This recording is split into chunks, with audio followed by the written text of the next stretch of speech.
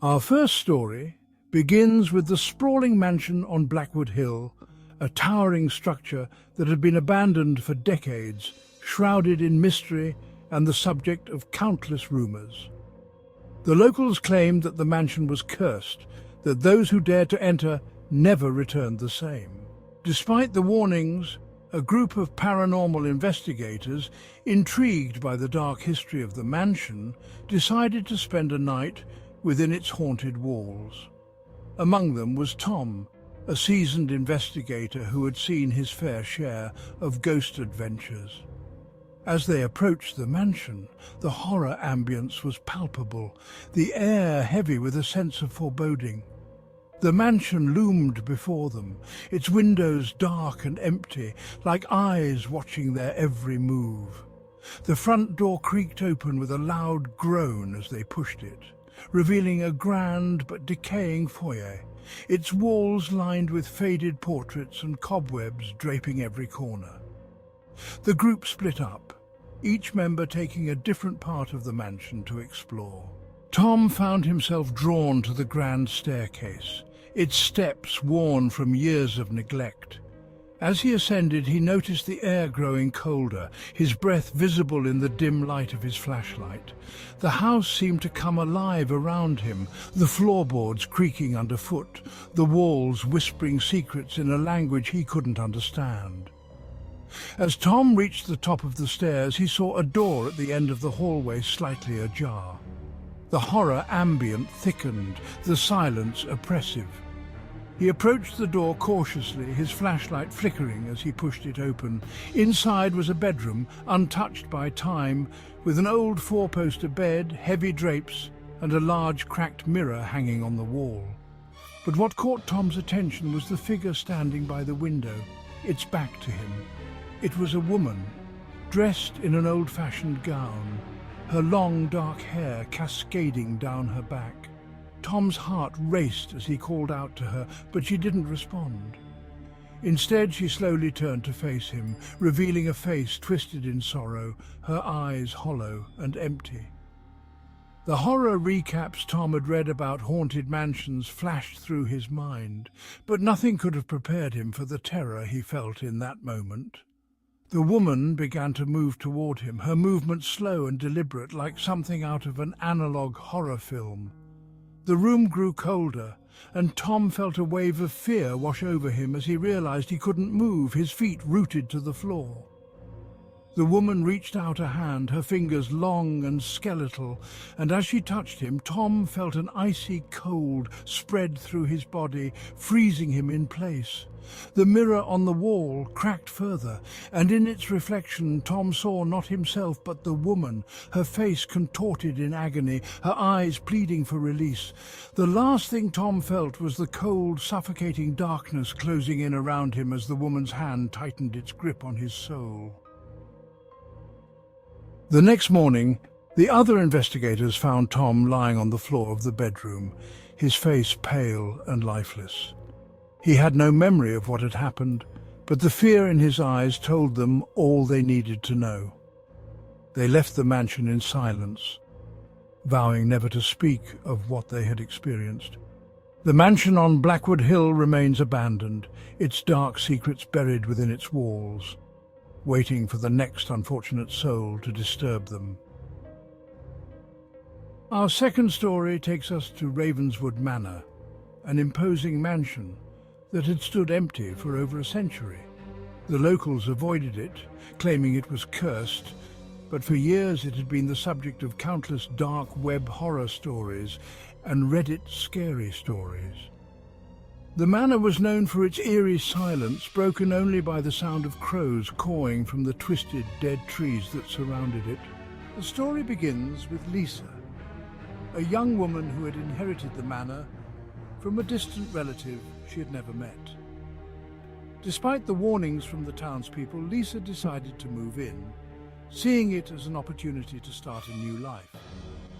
But from the moment she set foot inside, she felt an unsettling presence, as if the house was watching her. The first night was quiet, but as Lisa lay in bed, she began to hear faint whispers echoing through the halls. She brushed it off as the wind, but the whispers grew louder, more insistent, filling her mind with a sense of dread.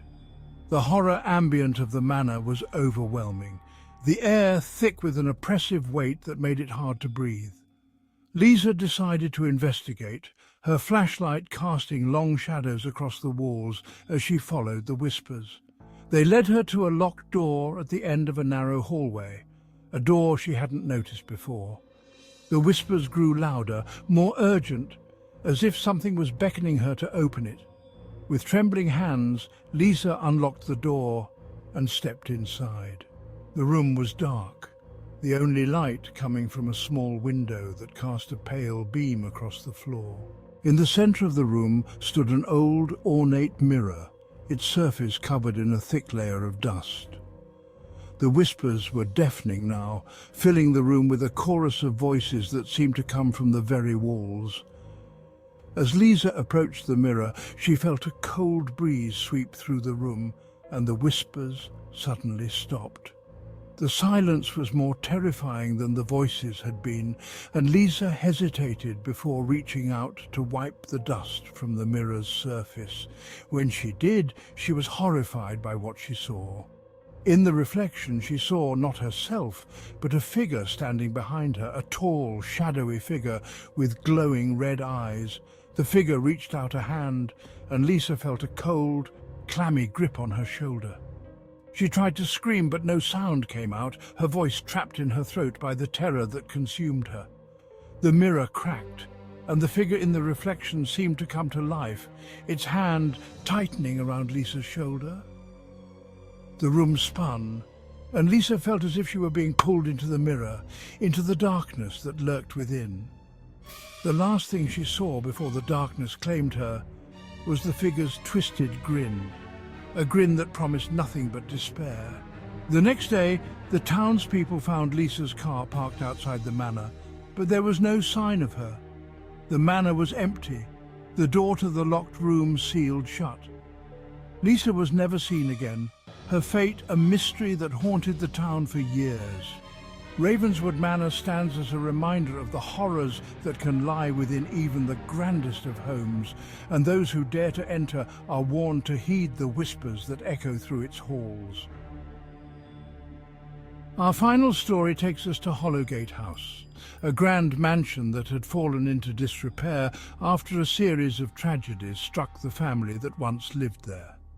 The house was notorious for its dark history, with tales of madness, murder and curses that spanned generations.